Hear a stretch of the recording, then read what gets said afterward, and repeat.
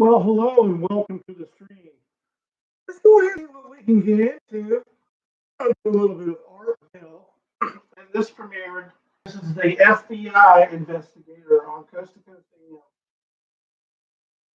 To our bell somewhere in time.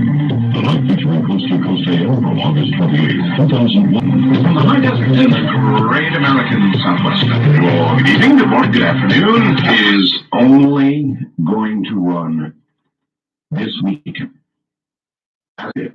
This week. It will begin, has begun, and will end this week. As you know, I have written a number of books. I'm not big on autographs. I'll tell you something about autographs. This is kind of interesting, and it's a trend that I've noticed in the last, couple of years. You can't imagine how many professional autograph seekers are out there. Now, these are people who really don't listen to your program at all, or don't really you at all. Their entire life is seeking autographs from celebrities. And I presume they collect them in hopes that when you kick the bucket, your autograph becomes worth money. That's all I can presume. You get these it's like getting a letter back from the president. The president is very concerned with regard to the information in your letter, and the president will contact the appropriate authorities and follow up. You get a sort of a rubber stamp letter. Hi, I really always enjoyed your work, and I think you're fabulous. And would you please send me an autograph, signed picture, autograph, whatever. And I'm getting zillions of these, and I roundly ignore them. I totally ignore them. I never do them. There's something, to me, kind of macabre about that. People who would simply go to everybody who's in the public spotlight one way or the other, probably good, bad, or indifferent. You could be a mass murderer. And it's just for the value of the signature after you're gone. What a strange show. Anyway, as you know, I've written a number of books that really, really reflect what I think in more ways than one. The Art of Talk is my baby. The Art of Talk is an autobiography. It's all about my life. And in it, I told a whole bunch of stuff that I shouldn't have told. And to this day, get grief for. I just opened up and told it the way it is. So, The Art of Talk. I think you'll like that one. The Quickening, which is every bit, after I am gone and the autograph people go to collect my money, or their money, if there is any to be made, $9.95, whatever. This book will still be operative because The Quickening will still be going on. Maybe. Obviously, events are racing toward some sort of culmination. The Quickening was a definitive work on that, I think. At least mine, that's for sure. And The Source, which I co-authored with Brad Steiger, about all things paranormal, having one source. Again, every bit as good today as it was the day it was written. All three of these books, personally autographed by me, are available till the end of the week, and that's it. This is like a one-time year-and-a-half special. I don't think we've done this in a year and a half. So all three books autographed for $59.95 plus $7.95 shipping and handling. Or, by the way, you can get any one of the single books if you wish. It's a pretty good bargain. $59.95, all three autographed plus $7.95 shipping and handling. You can call right now, tonight, this minute, or during the day. If you're unable to get through tonight, you can call during the day. But you ought to give it a try right now. End of the week is the end of the offer. Stay right where you are.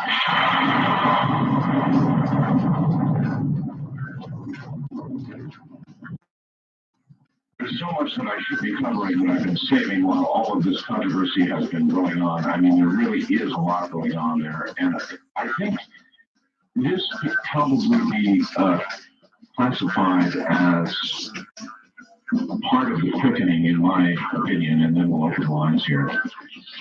Let me read you about three separate emails that I've received that I think are relevant.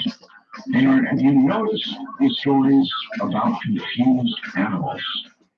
Fox ran a piece on a moose in a pool, and also about a cub bear in a kiddie pool. One could not miss the strange behavior of the sharks off Florida. Makes you wonder something big might be brewing. Makes me glad I live in Michigan and not California, if you get my drift. You should call your guest who predicts earthquakes, see what he thinks. Or this, our sharks are nibbling on swimmers in the Atlantic waters. During a recent trip to Sweden, I learned that the scourges of my ancestors have returned to plague rule Swedes, the bear, the cougar, the moose, the wolf. And here in Texas, home of gigantic cockroaches referred to euphemistically as water bugs, the bugs are disappearing. The habitat of lizards has spread north. Now a plague of these little guys. The newts, no bigger than an inch in height, are eating cockroaches larger than they are. The lizards are like chameleons. They take on the coloration of whatever they're calling on. My local ones don't seem to be able to match my yellow porch very well, but do a masterly job of imitating brickwork. In Florida, from the Orlando Sentinel, the headline is "Dying Birds Rain on Iola." Birds fell dead from the trees and sky around downtown Orlando's Lake Iola Park on Friday, stunning residents out for an evening stroll and leaving officials struggling to find an explanation. Nearly 100 birds began simply dropping from trees or even falling in mid-flight about 6 p.m. in the popular park on the east side of downtown. Most were grackles and pigeons, but at least one duck was found dead. Egrets and a lake in Old famous black swans did not appear to be affected, but folks, birds just flat fell out of the sky, fell out of their perches on trees, like that. Now, what do you suppose all of this means? There can be no fishing. The number of shark attacks that have been going on, legs lost, bites, and all the rest of it, reported nearly on a daily basis now. Well, I'll tell you, it is part of the quickening. Be sure of it. Do the crop circles fit into all of this? Probably. Does it all mean something? It means something is coming pretty soon now? Probably. That'd be my take anyway. I wonder what yours is. And so that's what as I said, we're going to open lines and just see what's on your mind out there. Should we do that? First time caller line, you are on the air. Good morning. Morning. Hi there. Turn your radio off, please. Thank you. Oh, off. There. Yeah, all the way. Yes, good. No, turn it off. Okay, good. All right. Now, you're on the air. What is your name? Billy. Where are you, Billy? I am in Ashland, Kentucky. Ashland. All right. Welcome.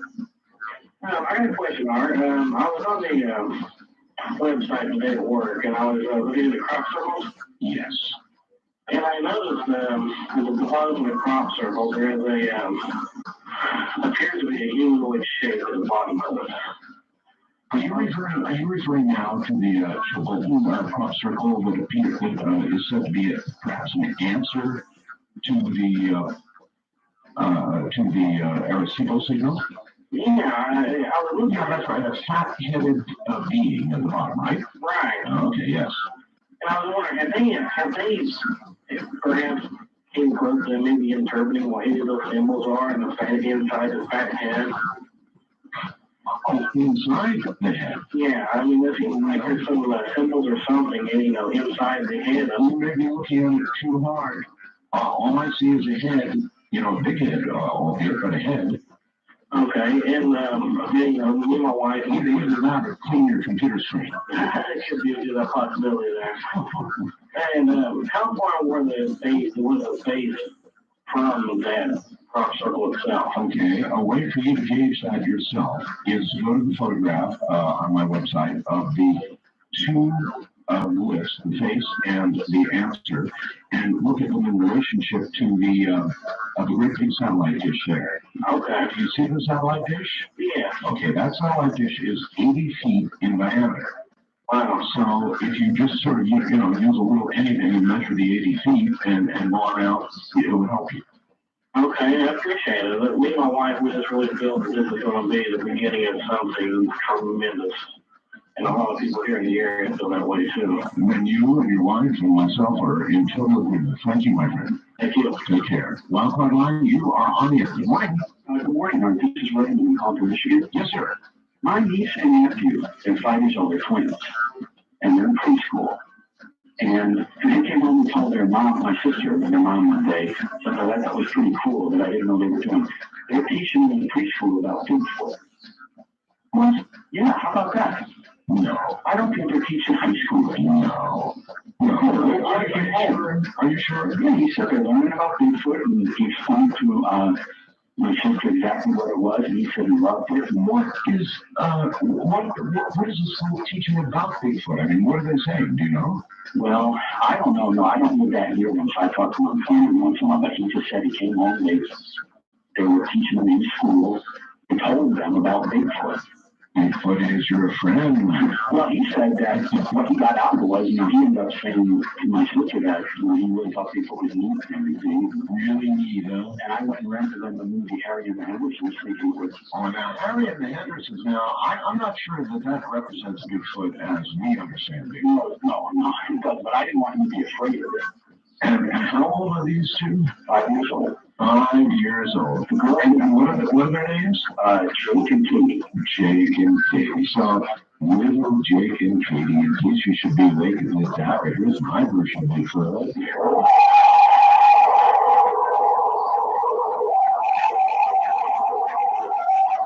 Now, if they were to include that, considered to be a real Bigfoot sound in the curriculum, how do you think Jake and Katie would handle it? I think the bad dreams would go get Thank you very much. Yes, the Rockies, you're on the air. Good morning, evening, whatever. Art? Yes. Yeah, I can't believe I got through. This is Kurt. I'm calling from Youngstown. Yes, Kurt. I'm a time zone traveler from Phoenix, though. You're a time zone traveler from Phoenix. Right. So that is. Yeah, that's when you go from one time zone to another. Right. Truck driver. Okay. Oh, is that what that means? Right. Yeah, I just thought of it one night. I have a lot of time to think when I drive to listen to you, but anyways, I've always wanted to give you a theory of UFOs. Okay. Or it's like, give me a theory of what they are, you mean? Yeah, of what's going on. Okay. Or like, how we think that we come from Mars.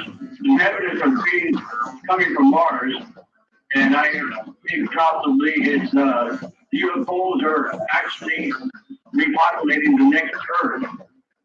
Possibly, you never know. What do you mean the next Earth? Yeah, it was destroyed before. Mars was destroyed before. We have this theory that it's going to happen again. So they're repopulating the Earth, next Earth. And think about this. Maybe the cycle of destruction visits itself on Earth and Mars every now and then, every a few million years or something like that. So maybe the truth is every few million years, the population is going to move back to Earth to Mars, Mars to Earth, Earth to Mars. Right. Well, it has to go through a new one, but you never know. It could be Venus, the next one. Venus is not so friendly for human beings.